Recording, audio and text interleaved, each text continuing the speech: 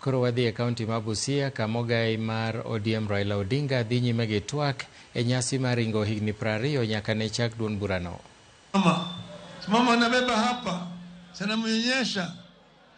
Baadaye kama msimuonyesha anaanza kudema. Anatembea na nini kule chini, sio? Baadaye anaanza kutamaa, sio? Kutambaa, sio? Baadaye anaanza sasa kukua kijana mpaka anabalehe. Si anabalehe. Nywele inaanza kutoka kule chini kwa nyuzi, sio? Baadaye ndevu zianza kutoka. Msichana anasema msichana amevunja ungo, sio? Amevunja ungo. Baadaye sasa akifika miaka 20 si ametosha. Ametosha kuwa na bibi, sio? Hiyo ndio Odi.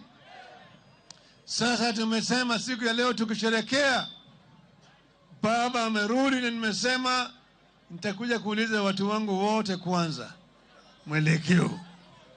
Tujue mwelekeo, sio? Sisi si watu wa kufuata watu hovyo. Tunafuata watu na sababu.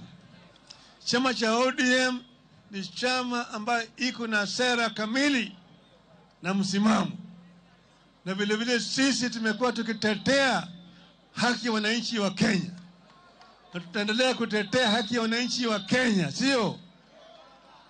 Ile katiba tulileta ya chungwa ndio ilileta ugatuzi katika taifa letu. Ugatuzi tumeleta, lakini haifanyi kazi sawa sawa kwa sababu pesa haijatolewa Nairobi kuja hapa chini. Pesa inakaa mingi kule Nairobi. Tunataka kuona kama pesa inatoka Nairobi ya kutosha na inatumia vizuri hapa katika serikali ya counties. Sawa sawa. Tunataka kuimarisha pesa ya matibabu itoke Nairobi irudi wapi? Pesa ya barabara itoke Nairobi irudi wapi? Chini, sio? Sivyo? Hello? Tunataka kuona mambo ya ufisadi. Tutaangalia.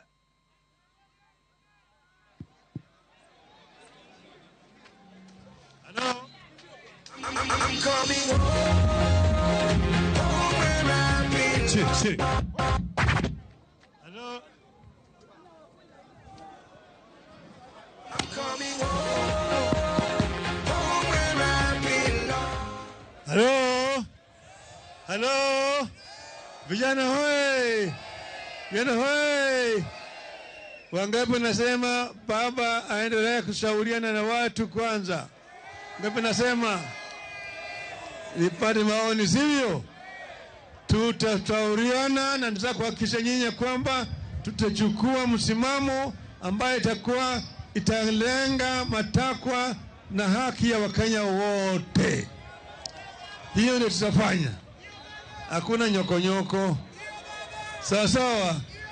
Vijana hoi! Asanteni sana, Mungu awabariki.